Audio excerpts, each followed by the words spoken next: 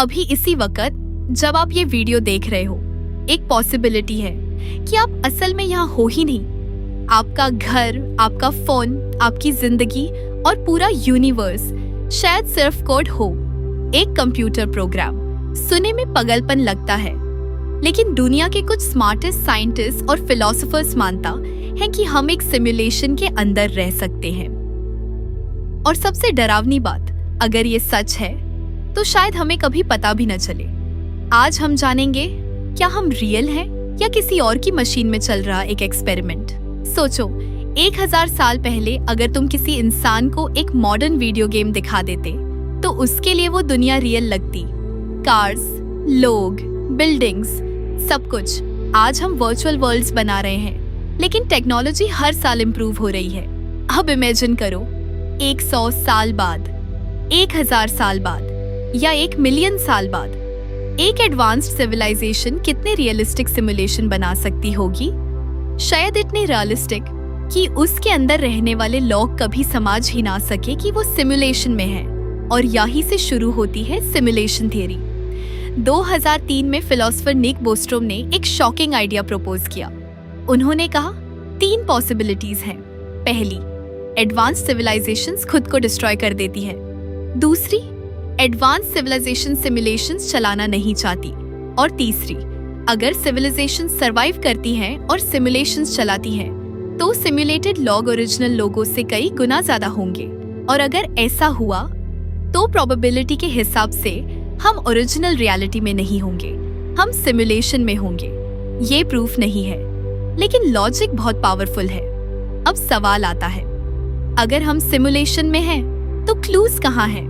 कुछ लोग quantum physics की तरफ इशारा करते हैं। क्वांटम वर्ल्ड बहुत स्ट्रेंज है। पार्टिकल्स एक हाई वक्त में मल्टीपल स्टेट्स में हो सकते हैं, लेकिन जैसे ही ऑब्जर्व किया जाता है वो एक स्टेट चूज कर लेते हैं। कुछ रिसर्चर्स इसे कंपेयर करते हैं वीडियो गेम्स से, जहां गेम सिर्फ वही रेंडर करता है जो प्लेयर देख रहा हो। फिर स्पीड ऑफ लाइट, यूनिवर्स में एक अल्टीमेट स्पीड लिमिट, बिल्कुल वैसे जैसे किसी गेम इंजन की प्रोसेसिंग लिमिट। क्या ये कोइंसिडेंस है या कुछ और? साइंस के पास अभी जवाब नहीं, लेकिन जो अगला क्लू है वो और भी ज्यादा स्ट्रेंज है। कंप्यूटर स्क्रीन्स पिक्सल से बनी होती हैं, गेम्स टाइनी यूनिट से बने होते हैं। अब इमेजिन करो, अगर स्पेस भी पिक्सेल्स जैसा हो, अगर रियलिटी की भी एक मिनिमम रेजोल्यूशन हो। साइंटिस्ट इस पॉसिबिलिटी को टेस्ट करने की कोशिश कर चुके हैं। अभी तक कोई सॉलिड एविडेंस नहीं मिला, लेकिन अगर फ्यूचर में मिल गया तो ये हिस्ट्री की सबसे बड़ी डिस्कवरी होगी। सबसे बड़ा सवाल, सिमुलेशन किसने बनाई? फ्यूचर ह्यूमंस, एलियंस या कोई अनइमेजिनेबल इंटेलिजेंस? और अगर क्रिएटर्स हैं तो उनका पर्पस क्या है? रिसर्च, एंटरटेनमेंट, हिस्ट्री प्रिजर्व करना, या हम किसी एक्सपेरिमेंट का हिस्सा हैं? जितना ज्यादा हम सोचते हैं उतने ज्यादा सवाल पैदा होते हैं। और अब सबसे इम्पोर्टेंट बात, मान लो कल प्रूव हो जाए कि हम सिमुलेशन में हैं, तो क्या बदल जाएगा? क्या ग्रेविटी काम करना बैंड कर देगी? क्या सूरज उगना बैंड हो जाएगा?